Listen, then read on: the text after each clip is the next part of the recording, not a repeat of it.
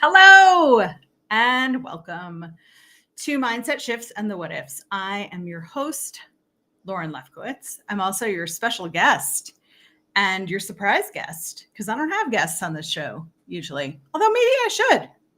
Maybe I should be a guest having show. Tell me if you want to be a guest. Welcome. I hope you're having a good day. I hope you're not stuck in snow. I know some of the Northeast is stuck in snow. And it is that time of year. It's middle of February, but I live in the DC area. We got snow this morning and everybody was surprised, but it was too warm to stick. So it ended up just being a little bit of a pretty falling snow, and then we had sunshine for the rest of the day, which was nice.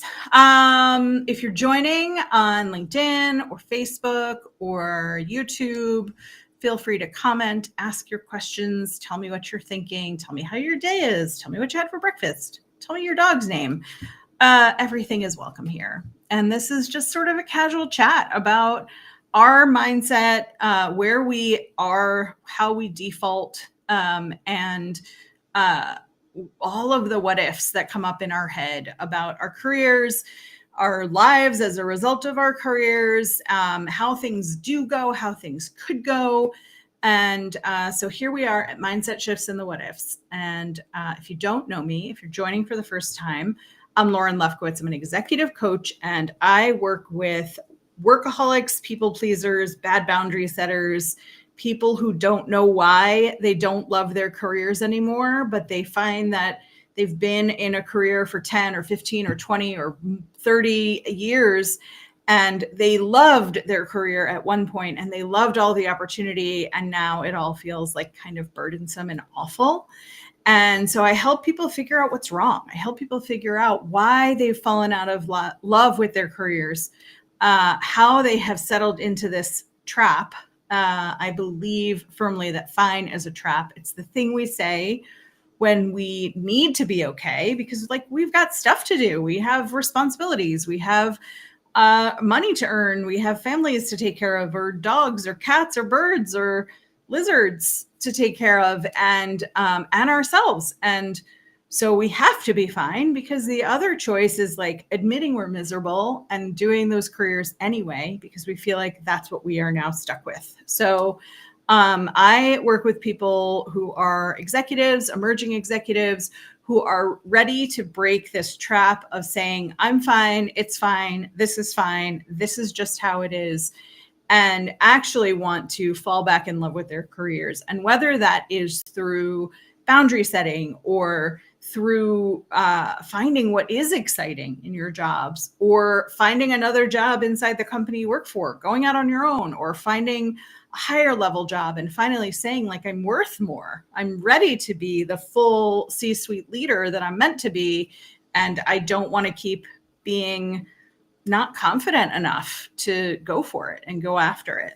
And so whatever your priority is, whether it is just finding balance and joy, whether it is more money, next level, switching careers completely, I help people figure out who they are, how they want things to be, and how to actually go after and get those things. So welcome to the show.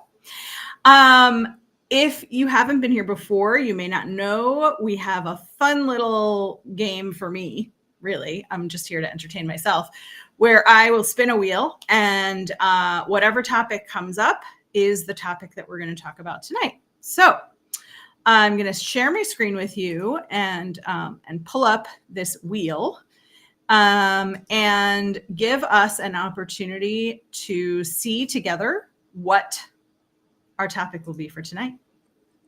Let's check it out.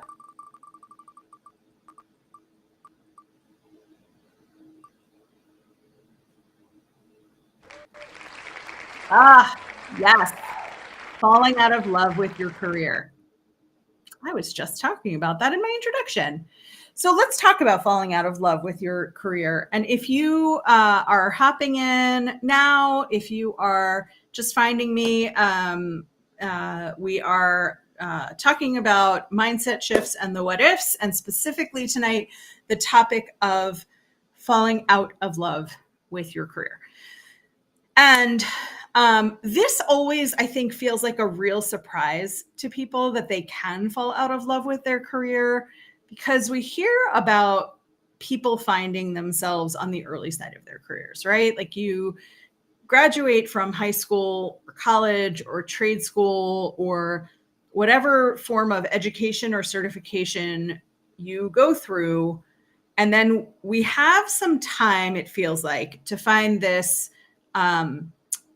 career, whatever the career is going to be. And so for me, I graduated from college in the late 1900s, which makes me sound like 180 years old. It was 1998 when I graduated from college, but it was the late 1900s. And I was born like in the last part of the 1900s. So I am a little bit ancient. But anyway, so we have this thing where we try out different careers early in our working life. And my first job out of college was as a staff assistant for a trade association. I worked in meeting planning. And I did the kind of assistant work that a lot of people do straight out of whatever schooling they've done, where I was the sort of beck and call person to the executive director of a division of this trade association, which, if you're interested in trade associations, it was plastics. And it was not that interesting, but it was cool to be on the administrative side of meeting planning and be able to go to meetings and see people, being adults in the work world. I knew it wasn't what I wanted to do long term. It was my way to get an apartment with friends or a house with friends and stay in the Washington, D.C. area where I still live, and pay my rent and have a job and go to happy hour and, still kind of be like young. So I did that job for a year. There were, good things about it and bad things. The bad things were that my boss did some unscrupulous things, and I was asked to be helpful with that, and that never felt good. I picked up his dry cleaning a bunch. I did draw the line at dropping off his dry cleaning, and that happened the first time he went to hand me his laundry bag, and I must have made a face. It was before I had my poker face practiced, and he was like, "It's weird to give you my dirty laundry, isn't it?" And I said, "A little. I'll pick up your clean laundry, but." So that was my first job, and it was like a job. And then I moved into another job that was just a job that was sort of a light accounting job, which is funny because I don't really even know how many fingers I have on both hands. So an accounting job was sort of a silly place for me to be, but it was light accounting, and it was tag and title work for a rental car company. And it was another like, hey, let me test this out and see what I like. And it was, let's get into a big company so that I can get promoted within and move around. And so I liked the company. I was starting to figure out what kind of people I liked working with. Very briefly then moved in within the company into a sales position that I was terrible at and I hated. And then I got tapped on the shoulder to move into HR, which is what became my career. And so we get this, I think, opportunity and this leeway when we're young people to just like try some stuff out, see what you like, see what lands. And then when we find the career, whatever the career is, whatever industry it's in, we then get like one or two promotions and we are pigeonholed into that is what we do for a living. And a lot of times we pigeonhole ourselves into that because we don't look around at what other careers there are, at what other options there are, because we're growing in this like one direction and it seems pretty cool. And so for a lot of us, we spend 10 or 15 or 20 years falling in love with our career. And at some point, it goes sideways. And we start to notice that it's going sideways.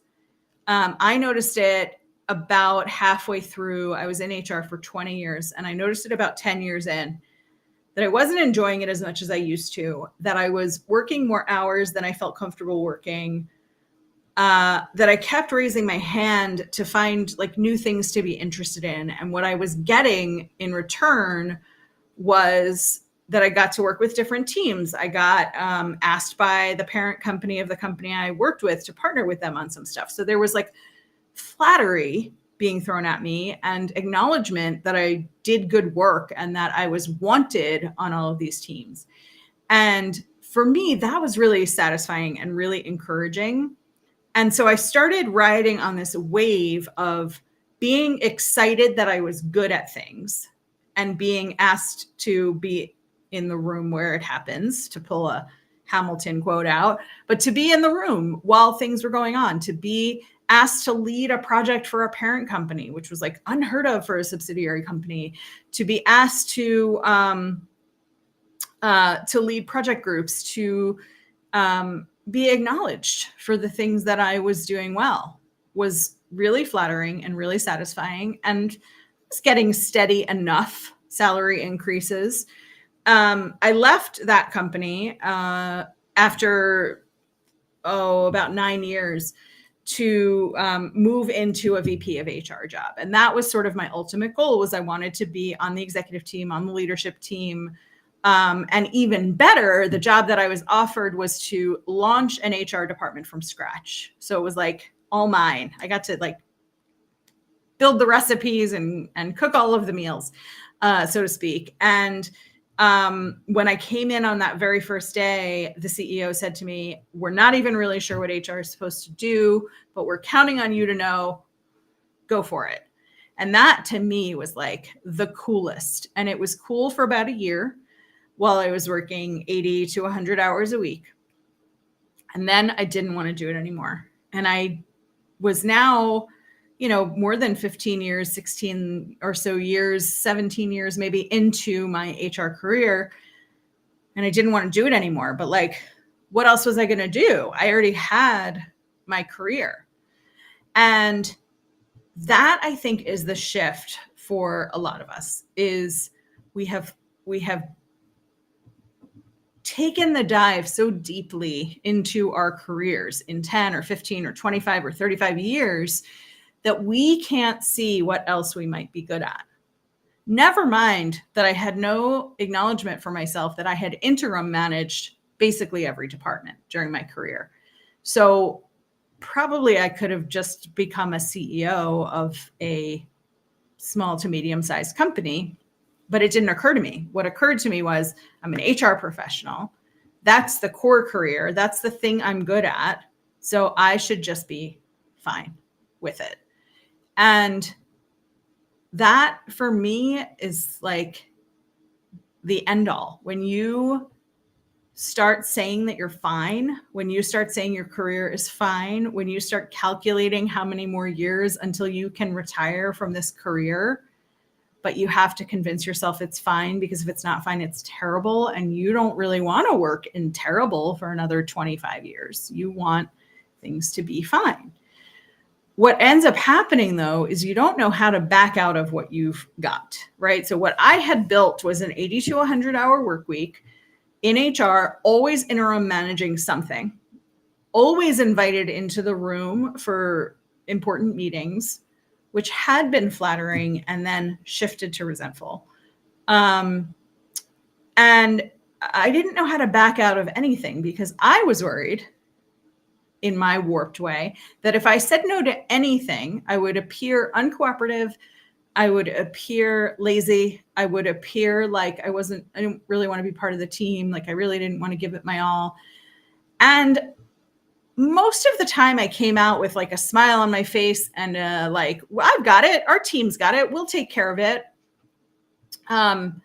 Kind of attitude. And that made people think that I wasn't working super hard. Not that people thought that I was lazy, but that like I had it all under control. And meanwhile, I was working 6-7 days a week. I was working 15-hour days. I would get to the office at around 9 o'clock, but I was 9:30, but I was working in the morning. I was taking calls in the morning and checking email before my shower and, checking my voicemail while I was brushing my teeth and walking the dog and answering emails or adjusting my day. Like I was working. all the time. And even when I was done with work, I like went to sleep thinking about work, dreamed about work. I woke up thinking about work. If I did make plans with somebody, I felt like I was squeezing that in instead of squeezing work in. And I had completely fallen out of love, with my career. And I had no idea what else I wanted to do. Meanwhile, I had a whole second career. I was coaching people on the side and somehow did not imagine that that could be a full-time job. And that's where you need other people to come in and help you. And I'm going to talk about that in a couple of minutes. But I'd been coaching on the side for all of this time, and I had this decision in my head that coaching could not be a full-time endeavor for me, that I like wasn't allowed to have it. I didn't have the skills to build my own business. And like corporate was the main place for me to get income. And I had pigeonholed myself into HR, and that was all I could do.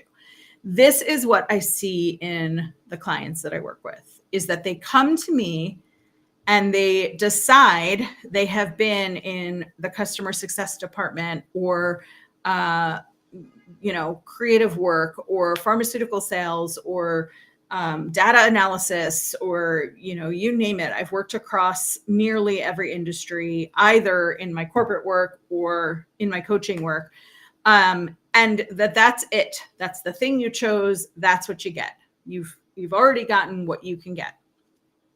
And it's not true. And it's easy for me to say that, right? I'm on the outside. I'm not living your life. But the clients that I have worked with have switched specialties within their careers. I've had HR people who were generalists go into HR operations. I've had people switch careers inside of their company. I had a client not too long ago move from a customer service operations department and onboarding of customers and moved into the innovation department in her organization. I have had clients who were at this like manager director level and kept hitting what they felt like was the ceiling, go on to the executive level. I have a former client right now who's an executive producer in television, who's phenomenally talented, who is looking to move into the like big events management, like, sports arenas, Live Nation kinds of kind of position. And everybody looks for that new career in different ways. But the commonality is that they come to me saying, this is what I do. It's fine. And I hate it.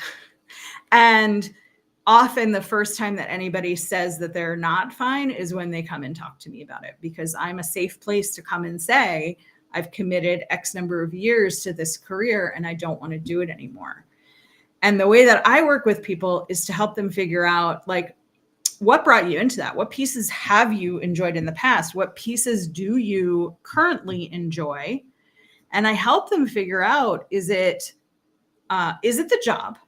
And is it the career, right? Are you at too low a level and it's time for you to get acknowledged that you're a higher level performer and you're ready for the next step and you just need to get confident about it? Do you actually want to get out of the career in its entirety and let's craft you to do something else? I had a client who was an account manager who ended up moving into change management, which are very different jobs, but she was doing a lot of those pieces within her job.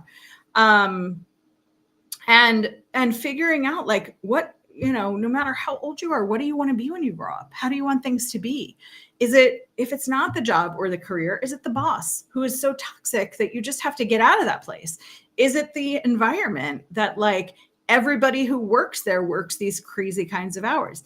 Is it your own mentality? When I was working 80 to 100 hours a week, everyone I worked with was not working 80 to 100 hours a week. In fact, I had lunch with the CEO a year after I left, and he had no idea. I directly reported to him, and I did a lot of work directly with him, and he had no idea I was working 80 plus hours a week.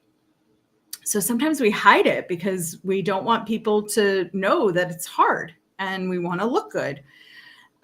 So there's a point where when you're starting to say all of the time that it's fine, when it actually turns from like, it's not amazing, but it's fine, to like, it's not even fine, but if I don't say it's fine, then it's going to be awful. And I can't live like that. And so for me, being in this HR career and being with this company where I built the HR department and I was a vice president, second in command kind of position, the breaking point for me was realizing like, not only was it not fine, but I looked like I was dying. Like my skin was gray. I was sad all the time. I looked so tired. And I was so tired because all I did and all I thought about was work. And it took other people saying to me, it doesn't have to be this way, for me to realize that I needed to work with my own coach. And prior to that, I had coached people, but I had never had a coach. I have since learned that it's important for me to have coaches all the time. And I have them all the time now for different things and different reasons. And that between coaching and therapy and supportive friends and the right kind of networking for me, I figured out that what I really wanted to do was coach full-time, and that what was holding me back from coaching full-time was in part the know-how, which it turns out I didn't need to know how to do in its entirety before I jumped out of my job and did it. I could hire someone to help me with that, and I did. And also, I needed people to tell me that it wasn't like outrageous for me to think about doing this. I needed people to not live in like the fear atmosphere with me, where I was like, what if I don't make any money? What if benefits get too expensive? What if? And for people to say to me like, okay, well, what if? What would you do? And the truth is, like, I'm resilient. We're all pretty resilient people, right? We've grown up in like this time and place, and we have to be resilient. And in order for us to demonstrate our resilience, we think we have to like have this stick-to-itiveness, but what we actually need is to let go of fear. And easier said than done. And the way to do that, my friends, is with support. So if you are watching this and you're like, oh my gosh, yes, Lauren, yes, I'm hearing everything that you're saying. I'm terrified of my next step. I know what I want to do, or I have no idea what I want to do, but all I know is that this is terrible and I don't want things to be this way anymore. And I work all the time and I don't know how to set boundaries. And my boss is terrible and my company is terrible. And I've been in the same career for X number of years and I just don't even like it anymore. That is when you should talk to a coach and see if partnering with a coach, I recommend me, not surprisingly, but if partnering with a coach to get you first to get out of you what's wrong, right? Because often we can't even define what's wrong. And that's why we say it's fine, because we feel like it should be fine. But first to define what's wrong, then to define what you actually like to do, which probably nobody has asked you since you were 3. And you said when you grew up, you wanted to be, I don't know, a firefighter. Like what occupations did we know about when we were kids?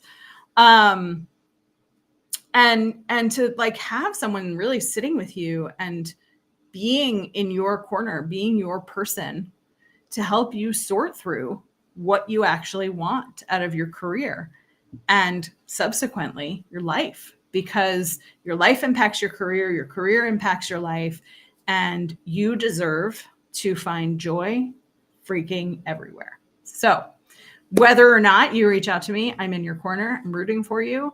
I hope you have an amazing night. And if you want to know more about what it's like to work with me, set up a call.